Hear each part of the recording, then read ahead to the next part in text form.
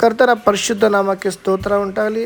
ದೇವರ ಮಕ್ಕಳೇ, ಈ ಮುಂಜಾನೆ ವೇಳೆಯಲ್ಲಿ ವಾಕ್ಯ ನೋಡುತ್ತಿದ್ದ ಪ್ರತಿಯೊಬ್ಬರನ್ನು ದೇವರು ಬಹಳವಾಗಿ ಹೇರಾಳವಾಗಿ ಆಶೀರ್ವದಿಸಲಿ ನಾನು ಪ್ರಾರ್ಥಿಸ್ತೀನಿ. ಈ ಮುಂಜಾನೆ ವೇಳೆ ನಾವು ದೇವರ ಸನ್ನಿಧಿ ಪ್ರಾರ್ಥಿಸೋಣ. ಮಹಾಪರಿಶುದ್ಧನು ಸರ್ವಶಕ್ತನೂ ಆಗಿರುವಂಥ ನಮ್ಮ ಪರಲೋಕದ ದೇವರೇ, ಅಪ್ಪ, ಈ ಮುಂಜಾನೆ ವೇಳೆಯಾಗಿ ಸ್ತೋತ್ರ ಕರ್ತನೆ. ಈ ಒಂದು ಮುಂಜಾನೆ ವೇಳೆ ಸ್ವಾಮಿ ಅಪ್ಪ, ನಿನ್ನ ಸನ್ನಿಧಿಯಲ್ಲಿ ಮತ್ತೊಂದು ಬಾರಿ ಪ್ರಾರ್ಥನೆ ಮಾಡಲು ಕೊಟ್ಟಂಥ ಕೃಪೆಯಾಗಿ ಸ್ತೋತ್ರ ಕರ್ತನೆ. ಈ ದಿನದ ಸ್ವಾಮಿ ಅಪ್ಪ, ನಮ್ಮ ಬಿಡುಗಡೆಗೋಸ್ಕರ, ನಮ್ಮ ಆಲೋಚನೆಗಾಗಿ ಅಪ್ಪ, ನಮ್ಮ ಒಂದು ದೇವರೇ, ನಿನ್ನ ಸನ್ನಿಧಿ, ನೀನು ನಮ್ಮ ಮೇಲಿಟ್ಟಂಥ ಯೋಜನೆ, ನೀನು ನಮ್ಮ ಮೇಲಿಟ್ಟಂಥ ಪದ್ಧತಿ, ನೀವು ನಮ್ಮ ಮೇಲಿಟ್ಟಂಥ ವಾಗ್ದಾನಗಳಿಗೋಸ್ಕರ ತಡೆಯಾಗಿರುವಂಥ ಎಲ್ಲ ತಡೆಗಳಿಂದ ನಮ್ಮನ್ನು ಬಿಡುಗಡೆ ಕೊಟ್ಟು ಅಪ್ಪ, ನಿನ್ನ ಚಿತ್ತ ಏನಿದೆ ನಮ್ಮನ್ನು ತಿಳಿಯಪಡಿಸು ರಾಜ. ಅದಕ್ಕಾಗಿ ದಾಹದಿಂದ ಬಂದಿರುತ್ತ ಒಂದೊಂದು ದೇವರ ಮಕ್ಕಳನ್ನು ನಿನ್ನ ಹಸ್ತಕ್ಕೊಪ್ಪಿಸಿಕೊಟ್ಟು ಪ್ರಾರ್ಥಿಸ್ತಾ ಇಂಕತಾನೆ. ಅಪ್ಪ, ಈ ಒಂದು ವಾಕ್ಯ ನೋಡ್ತಿರೋ ಒಬ್ಬೊಬ್ಬರನ್ನು ನೀನು ಒಬ್ಬೊಬ್ಬರನ್ನು ಸಂದರ್ಶಿಸಿ ಅವ್ರನ್ನ ಬಲಪಡಿಸು ರಾಜ. ಶತ್ರುವಾದವನು ದೇವರಿಂದ ಅಭಿವೃದ್ಧಿ ಬಿಡುಗಡೆ ಹೊಂದಿಕೊಳ್ಳಬಾರ್ದು ಅಂತ ಅನೇಕ ಕುತಂತ್ರ ಮಾಡುವಾಗ ಅದಕ್ಕೆ ಮುಖ್ಯವಾದ ಕಾರಣ ನಾವು ಏನು ಅಂತ ಬಿಟ್ಟುಕೊಟ್ಟಿದ್ದೆ. ಆ ವಾಕ್ಯದ ಮುಖಾಂತರ, ಈ ದಿನ ಜೀವನ ವಾಕ್ಯದ ಮುಖಾಂತರ ನಮ್ಮನ್ನು ಬಲಪಡಿಸಿ ಅಪ್ಪ, ಶತ್ರುವಿನಿಗೆ ಅಪ್ಪ, ನಾವು ನಮ್ಮ ಜೀವಿತ ಬಿಟ್ಟುಕೊಟ್ಟಿರುವಂಥ ವಿಷಯಗಳುಂಟು. ಆ ವಿಷಯ ಏನೋ ತಿಳಿದು ನಾವು ಬಲ ಹೊಂದಲು ಕೃಪೆ ತೋರು ರಾಜ. ಅದಕ್ಕಾಗಿ ಈ ಮುಂಜಾನೆ ವೇಳೆ ಸ್ವಾಮಿ ಮಾನಸಿಕವಾಗಿ ಮಾತಾಡದಂತೆ ನೀನು ನಮ್ಮನ್ನು ಅಪ್ಪ ಬಲಪಡಿಸು ರಾಜ. ಆದಿಂದ ಅಂತಿದ್ರು ನಿನ್ನ ಆಲೋಚನೆ, ನಿನ್ನ ಪದ್ಧತಿ, ನಿನ್ನ ಮಾತುಗಳಲ್ಲಿ ಹೊರಡಲ್ಪಡಲಿಕ್ಕರ್ತಾನೆ. ನಿನ್ನ ಮಾತು ಸ್ವಾಮಿ ಅನೇಕರ ಕುಟುಂಬಗಳನ್ನು ಕಟ್ಟುವಂಥದ್ದಾಗಿದೆ ಕರ್ತಾನೆ. ಒಡೆದು ಹೋಗುವುದಂಥ ಕುಟುಂಬಗಳನ್ನು ಅಪ್ಪ ನೀನು ಸೇರಿಸುವತನಾಗಿದ್ದೆ ರಾಜ. ಸೋತು ಹೋಗಿರುವಂಥ ಮನಸ್ಸುಗಳನ್ನು ಈ ದಿನ ಬಲಪಡಿಸುವತನಾಗಿದ್ದೆ ಕರ್ತಾನೆ. ತಂದೆ ದೇವರು, ಈ ಮುಂಜಾನೆ ವೇಳೆ ರಾಜ ನೋಡ್ತಾರೆ ಒಬ್ಬೊಬ್ಬರನ್ನು ಬಲಪಡಿಸು. ಅದಕ್ಕಾಗಿ ಈ ಒಂದು ಜೀವನ ವಾಕ್ಯದಲ್ಲಿ ಅಪ್ಪ, ನೀ ನಮ್ಮ ಸಂಗಡ ಮಾತಾಡೋದಕ್ಕೆ ಸ್ತೋತ್ರ. ಮಾನಸಿಕವಾಗಿ ಮಾತಾಡದಂತೆ ನಿನ್ನ ಆಲೋಚನೆ ಏನಿದೆ ಅದು ನೀನು ಮಾತಾಡು ಸ್ವಾಮಿ. ಅದಕ್ಕಾಗಿ ನನ್ನನ್ನೇ ನಿನ್ನ ಹಸ್ತಕ್ಕೊಪ್ಪಿಸಿ ಪ್ರಾರ್ಥಿಸ್ತಾ ಇಂಕತಾನೆ. ಈ ಮುಂಜಾನೆ ವೇಳೆ ರಾಜ, ಈ ಸಣ್ಣ ಪ್ರಾರ್ಥನೆ ಕೇಳಿದ್ದಕ್ಕಾಗಿ ಸ್ತೋತ್ರ. ಸಣ್ಣ ಪ್ರಾರ್ಥನೆ ಕೇಳಿ ಮೈ ಮೇದ ಕಾರ್ಯ ನೀನು ನಡೆಸೋದಕ್ಕಾಗಿ ಸ್ತೋತ್ರ ಸ್ವಾಮಿ. ಯೇಸುವಿನ ಮೊದಲು ನಮ್ಮದು ಪ್ರಾರ್ಥಿಸ್ತೇನೆ ನನ್ನ ಪರಲೋಕ ತಂದೆ ದೇವರೇ, ಆಮೇನ್. ಸ್ತೋತ್ರ ಸ್ತೋತ್ರ. ಗುಡ್ ಮಾರ್ನಿಂಗ್ ಪ್ರಿಯ ದೇವರ ಮಕ್ಕಳೇ, ನೀವೆಲ್ಲರೂ ಕರ್ತನ ನಾಮದಲ್ಲಿ ಸಂತೋಷವಾಗಿದ್ರಿಂದ ನಾನು ಬಯಸ್ತೀನಿ.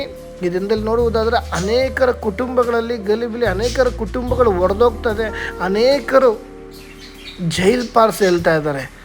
ಏನಕ್ಕೆ ಕಾರಣ ಇದೆಲ್ಲ ಈ ದಿನದಲ್ಲಿ ಅಂದರೆ, ನಾವು ಒಂದು ವಾಕ್ಯ ನಾವು ಧ್ಯಾನಿಸೋಣ. ಜ್ಞಾನೋಕ್ತಿಗಳು 29:11 ವಾಕ್ಯ. ಮೂಢನು ತನ್ನ ಕೋಪವನ್ನೆಲ್ಲ ತೋರಿಸುವನು, ಜ್ಞಾನಿಯು ತನ್ನ ಕೋಪವನ್ನು ತಡೆದು ಶಮನಪಡಿಸಿಕೊಳ್ಳುವನು. ಆಮೇನ್. ಈ ಒಂದು ದಿನದಲ್ಲಿ ಪ್ರಿಯ ದೇವರ ಮಕ್ಕಳೇ, ಮೊದಲು ಕೋಪ. ಅನೇಕರ ಜೀವಿತದಲ್ಲಿ ಕೋಪ ಅನ್ನೋದು ಬಂದು ಕುಟುಂಬಗಳೇ ಒಡೆದೋಗ್ತಾ ಇದೆ. ಅನೇಕರ ಜೀವಿತದಲ್ಲಿ ಕೋಪ ಅನ್ನೋದು ಬಂದು ಏನಾಗ್ತಿದೆ, ಆ ಕುಟುಂಬಗಳು ಒಡೆದು ಬೀದಿ ಪಾಲಾಗ್ತಾ ಇದ್ದಾರೆ. ಕೋಪದಿಂದ ಜೈಲು ಸೇರ್ತಾ ಇದ್ದಾರೆ. ಕೋಪದಿಂದ ಏನು ಸಾಧಿಸೋಕ್ಕಾಗೋದಿಲ್ಲ ಪ್ರಿಯ ದೇವರ ಮಕ್ಕಳೇ. ಅದಕ್ಕಾಗಿ ಸತ್ಯವೇದಲ್ಲಿರುತ್ತೆ, ಕೋಪದಲ್ಲಿ ಕುಯ್ದ ಮೂಗು ಮತ್ತೆ ತಿರುಗಿ ಬರೋದಿಲ್ಲ ಅಂತ. ಕಳೆದಿದ್ದ ಸಾಟರ್ಡೆ ನಮಗೊಂದು ಟ್ರೈನಿಂಗ್ ಇತ್ತು ಕಂಪ್ನಿಯಿಂದ. ಅಲ್ಲಿ ಹೋಗಿದ್ದಾಗ ಅಲ್ಲೊಬ್ರು ಟ್ರೈನರ್ ಮಾತಾಡಿದ್ರು. ಅವರು ಹಿಂಗೆ ಒಂದು ಎಲ್ಲ ಕಡೆ ಒಬ್ಬರನ್ನ ಬಲಪಡಿಸಿ ಸ್ಪಿರಿಚುಲಿ ಬಲಪಡಿಸುವಂಥ ವ್ಯಕ್ತಿ, ದೊಡ್ಡ ಗಣ್ಯ ವ್ಯಕ್ತಿ. ಅವ್ರು ಏನು ಮಾಡಿದ್ರು, ಒಂದು ಕಡೆ ಜೈಲಿಗೆ ಸುಮ್ಮನೆ ಹೋದಾಗ ಅಲ್ಲೊಬ್ಬ ವ್ಯಕ್ತಿ ಜೈಲಲ್ಲಿ ಅಡುಗೆ ಮಾಡ್ತಾ ಇದ್ದಂತೆ. ಅವನ ಏನಪ್ಪ ನಿನ್ನ ಕೇಸು ಅಂತ ಆ ದೊಡ್ಡ ವ್ಯಕ್ತಿ ಕೇಳಿದಾಗ, ಆ ಒಂದು ಜೈಲಲ್ಲಿ ಅಡುಗೆ ಮಾಡುವಂಥ ಆರೋಪಿ ಹೇಳ್ದಂತೆ, ಸಾರ್, ನಾನು ಸ್ವಲ್ಪ ದುಡುಕಿ ಕೋಪ ಮಾಡ್ಕೊಂಡೆ ಸರ್. ಏನು ವಿಷಯ ಅಂದರೆ, ನಮ್ಮ ಹೆಂಡತಿ ಏನೋ ವಿಷಯ ಸ್ವಲ್ಪ ಮಾತಾಡಿದ್ಲು, ಕೋಪದಲ್ಲಿ ಏನೋ ಒಂದು ಸಿಕ್ತು, ಹೊಡೆದೆ ಸರ್, ಸತ್ತೋದ್ರು ಸರ್. ಅದರಿಂದ ಈ ದಿನ ಜೀವಾವಧಿ ಶಿಕ್ಷೆಯನ್ನು ನಾನು ಅನುಭವಿಸ್ತಾ ಇದ್ದೀನಿ ಅಂತ ಆ ವ್ಯಕ್ತಿ ಹೇಳ್ದಂತೆ. ನೋಡಿದ್ರೆ ಪ್ರಿಯ ದೇವರ ಮಕ್ಕಳೇ, ಕೋಪದಲ್ಲಿ ನಾವು ಒಂದು ದುಡುಕ್ತೀವಿ ಅಷ್ಟೇ. ಕೋಪದಲ್ಲಿ ದುಡುಕಿ ಮಾತಾಡ್ಬೋದು, ಕೋಪದಲ್ಲಿ ದುಡುಕಿ ಒಂದು ಏಟು ಹೊಡಿಬೋದು, ಆದರೆ ಮುಂದೆ ಆಗೋ ಪರಿಣಾಮಕ್ಕೆ ನಾವೇ ಹೊಣೆ ಆಗ್ತೀವಿ. ಆದ್ದರಿಂದ ಈ ದಿನದಲ್ಲಿ ಅನೇಕ ನೋಡುವುದಾದ್ರೆ ಕುಟುಂಬದಲ್ಲಿ ಏನೋ ಒಂದು ಉದಾಹರಣೆ ಕೆಲ್ಸಕ್ಕೆ ಹೋಗ್ತಾ ಇರ್ತಾರೆ. ಯಜಮಾನರು ಹೋಗೋ ಕೆಲಸದ ಸಂದರ್ಭದಲ್ಲಿ ಅದು ಬೇಕು ರೀ, ಹಾಲು ಬೇಕು, ಅದು ಬೇಕು ಅಂತ ಕೇಳಿದಾಗ ಏನಾಗುತ್ತೆ ಹೇಳಿ, ಆವಾಗ ಅವರು ದುಡುಕಿ ನಾನು ಕೆಲ್ಸಕ್ಕೆ ಹೋಗೋ ಟೈಮಲ್ಲೇ ಬೇಕು ಆಡ್ಬಿಟ್ಟು ಅಂತ ದುಡುಕಿ ಕಿಚ್ಚಾಡ್ತಾರೆ. ಆವಾಗ ಕುಟುಂಬದಲ್ಲಿ ಒಂದು ಸಮಾಧಾನ ಕೆಟ್ಟೋಗುತ್ತೆ. ಆದರೆ ಗಂಡ ಆದವ್ರು ಏನು ಮಾಡಬೇಕು, ಇಲ್ಲಮ್ಮ ಈ ಥರ ಕೆಲ್ಸಕ್ಕೆ ಹೋಗ್ತಾರೆ, ನನ್ನ ಕೆಲಸ ಟೈಮ್ ಆಗಿದೆ, ಹಿಂಗಿದೆ ಅಂತ ಹೇಳಿದಾಗ ಹೆಂಡತಿ ಆದವ್ರು ಆಯ್ತು ಹೋಗಿ ಬನ್ನಿರಿ ನಾನು ನೋಡ್ಕೋತೀನಿ ಅಂತ ಹೇಳ್ತಾರೆ. ಅದೇ ನೀನು ಏನಕ್ಕೆ ಕೆಲ್ಸಕ್ಕೆ ಹೋಗೋ ಟೈಮಲ್ಲಿ ಹೇಳ್ತೀವಿ, ಹಂಗೆ ಹಿಂಗೆ ದುಡುಕಿ ಮಾತಾಡೋಣ ಅಂತೇಳಿ ಕುಟುಂಬ ಒಡೆದೋಗುತ್ತೆ. ಅದೇ ಪ್ರಕಾರ ಹೆಂಡತಿ ಆದವಳು ಗಂಡನ ಬಳಿ ಅವನು ಕೆಲಸ ಮಾಡ್ಕೊಂಡು ಆಚೆಯನ್ನು ಸುಸ್ತಾಗಿ ಬಂದಿರ್ತಾರೆ. ಅವ್ರನ್ನ ಗಂಡನನ್ನು ಯಾವ ರೀತಿ ಮಾತಾಡಿಸ್ಬೇಕು, ಸಮಾಧಾನವಾಗಿ ಮಾತಾಡಿಸ್ಬೇಕು. ಇದನ್ನೇ ಎಲ್ಲ ಹೆಂಗಿತ್ತು ಕೆಲಸ, ಹೌದಾ, ಆಯಿತು ಫಸ್ಟು ಫ್ರೆಶ್ ಅಪ್ ಆಗಿರಿ, ಊಟ ಮಾಡಿರಿ, ಆಮೇಲೆ ಮಾತಾಡೋಣ ಅಂತ ಈ ಥರ ಸಮಾಧಾನ ಪಡಿಸ್ಬೇಕು. ಅದ್ಬಿಟ್ಟು ಕೆಲಸದಿಂದ ಬರ್ತಾದಂಗೆ ಹಂಗಿದೆ ಹಿಂಗಿದೆ, ಕುಟುಂಬದ ಪರಿಸ್ಥಿತಿ ಇದೆ, ನೀನು ಹಿಂಗೆ ಮಾಡಿದೆ ಹಿಂಗೆ ಮಾಡಿದೆ ಅಂತಂದರೆ ಆಚೆನೇ ಫುಲ್ಲು ದಂಡು ಸುಸ್ತಾಗಿ ಬಂದಿರ್ತಾರೆ. ಅವಾಗ ಏನಾಗ್ತಾರೆ, ಕುಟುಂಬದಲ್ಲಿ ಕೋಪಕ್ಕೆ ಕಿವಿ ಕೊಟ್ಟು ಕುಟುಂಬದಲ್ಲಿ ಗಲಿಬಿಲಿ ಆಗುತ್ತೆ. ಅದಕ್ಕಾಗಿ ಮೂಢನು ತನ್ನ ಕೋಪವನ್ನೆಲ್ಲ ತೋರಿಸುವನು. ಈ ದಿನ ನಾವು ದೇವರ ದೃಷ್ಟಿಯಲ್ಲಿ ಮೂಢನಾಗಿದ್ದೀವ, ಜ್ಞಾನಿಯಾಗಿದ್ದೀವ, ನಮ್ಮನ್ನು ನಾವು ಫಸ್ಟು ಪರಿಶೋಧನೆ ಮಾಡ್ಕೊಳ್ಳೋಣ. ಯಾಕೆ ನಮ್ಮ ಜೀವಿತದಲ್ಲಿ ಶತ್ರುವಾದನು ಕೋಪ ಅಂತ ಒಂದು ಕೊಟ್ಟು ದೇವರಿಂದ ದೂರವಾಗಿ ನಮ್ಮ ಜೀವಿತವನ್ನು ನರಕದ ಬಾಗಿಲಿಗೆ ಎಳ್ಕೊಂಡು ಹೋಗ್ತದೆ. ಅನೇಕರು ಮಾತಾಡ್ತಾರೆ, ಕುಟುಂಬದಲ್ಲಿ ಸಮಾಧಾನ, ಕುಟುಂಬದಲ್ಲಿ ಗಲಿಬಿಲಿ. ಏನಕ್ಕಾಗಿ? ಇವೆಲ್ಲವಕ್ಕೂ ಮೂಲ ಕಾರಣ ಕೋಪ ಆಗಿದೆ. ದೇವರ ಮಕ್ಕಳೇ, ಅನೇಕರ ಕುಟುಂಬಗಳಲ್ಲಿ ಏನಾಗ್ತಿದೆ ಅಂದರೆ, ಹೆಂಡತಿ ಮಾತು ಕೇಳ್ರೆ ಗಂಡನಿಗಾಗಲ್ಲ, ಗಂಡನ ಕೇಳ್ರೆ ಅವ್ರಿಗಾಗಲ್ಲ, ಹೆಂಡತಿಗಾಗಲ್ಲ. ಮಾತ್ರ ಅಷ್ಟೇ ಅತ್ತೆ ಕೊಡ್ರೆ ಸೊಸೆನಾಗಲ್ಲ, ಸೊಸೆ ನೋಡ್ರೆ ಅತ್ತೆನ ಕಂಡ್ರಾಗಲ್ಲ. ಏನಕ್ಕಾರೆ ಒಬ್ರನ್ನೊಬ್ರು ನೋಡ್ರೆ ಕೋಪ ಮಾಡ್ಕೊತಾರೆ. ಕೋಪ ಮಾಡ್ಕೊಂಡ್ರೆ ದೇವ್ರ ಮಕ್ಕಳು ಏನು ಸಾಧಿಸ್ತೀರಾ? ಅದಕ್ಕಾಗಿ ಮುಂಜಾನೆ ವೇಳೆ ಏನಂತ ಗೊತ್ತಿಲ್ಲ, ಈ ಕೋಪ ಅನ್ನೋದು ನನಗೆ ಹೇಳ್ಬೇಕು ಅನ್ನೋ ಒಂದು ಆಲೋಚನೆ ಬಂತು. ಅದರಿಂದ ನಾನು ಹೇಳ್ತಾ ಇದ್ದೀನಿ, ಈ ಒಂದು ದಿನದಲ್ಲಿ ನಾವು ದೇವರ ಮುಂದೆ ನಮ್ಮನ್ನು ನಾವು ಫಸ್ಟು ಪರಿಶೋಧನೆ ಮಾಡ್ಕೊಳ್ಳೋಣ.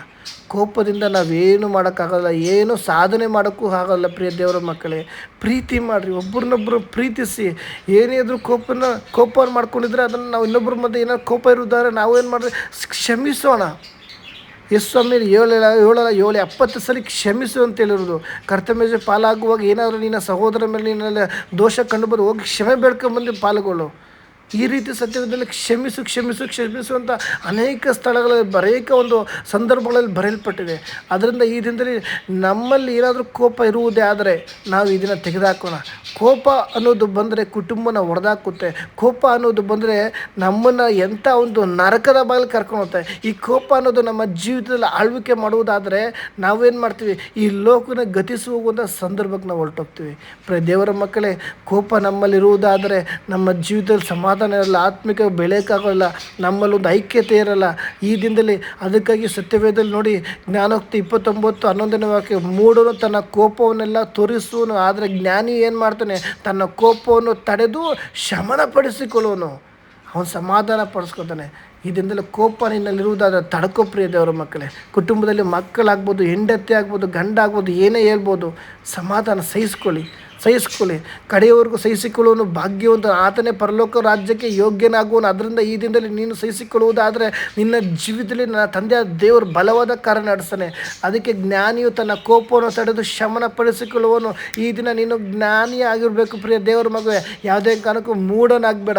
ಯಾಕಂದರೆ ಜ್ಞಾನಿಗಳನ್ನು ನಾಚಿಕೆ ಪಡಿಸಿಕೋಸ್ಕರ ಜ್ಞಾನಹೀನರನ್ನು ನಾವು ಆರಿಸಿಕೊಳ್ಳ. ನಾವು ಎಷ್ಟೋ ಸಂದರ್ಭದಲ್ಲಿ ಜ್ಞಾನಹೀನರಾಗಿದ್ದೋ, ಈ ಲೋಕದಲ್ಲಿ ಏನಕ್ಕೂ ಬೇಡವಾಗಿದ್ದೋ, ಈ ಲೋಕದಲ್ಲಿ ಎಲ್ಲರೂ ನಮ್ಮನ್ನ ಕೈ ಬಿಟ್ಟಿದ್ರು, ಈ ಲೋಕದಲ್ಲಿ ನಾವು ಏನಕ್ಕೂ ಯೂಸ್ಲೆಸ್ ಆಗಿದ್ದೋ.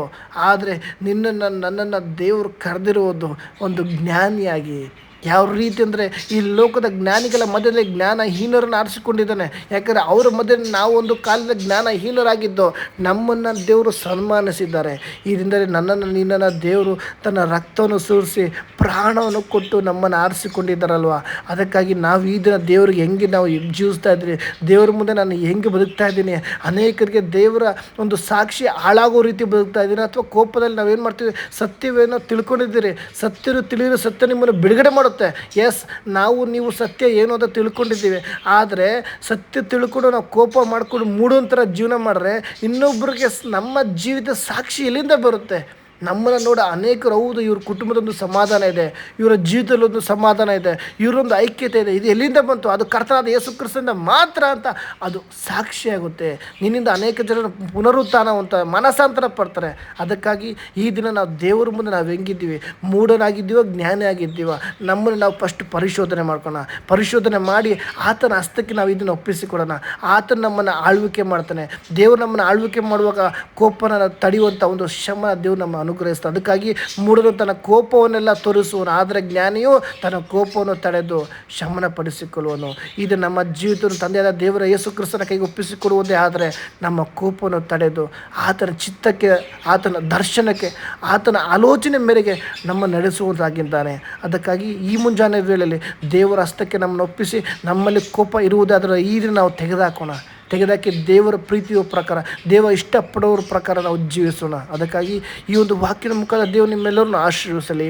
ದೇವರ ಮಕ್ಕಳೇ, ವಾಕ್ಯವನ್ನು ನೋಡ್ತಾ ಇದ್ರೆ ಅನೇಕರು ಲೈಕ್ ಮಾಡಿ, ಶೇರ್ ಮಾಡಿ. ಯಾಕೆ ಇದ್ರ ಮುಖಾಂತರ ನಾವು ಇನ್ನೂ ವಾಕ್ಯವನ್ನು ಮಾಡಲು ನಮಗೊಂದು ಉತ್ತೇಜನ ಬರುತ್ತೆ. ಅದಕ್ಕಾಗಿ ಈ ಒಂದು ವಾಕ್ಯದ ಮುಖಾಂತರ ದೇವರು ನಿಮ್ಮೆಲ್ಲರನ್ನು ಆಶೀರ್ವದಿಸಲಿ. ಆಮೇನ್.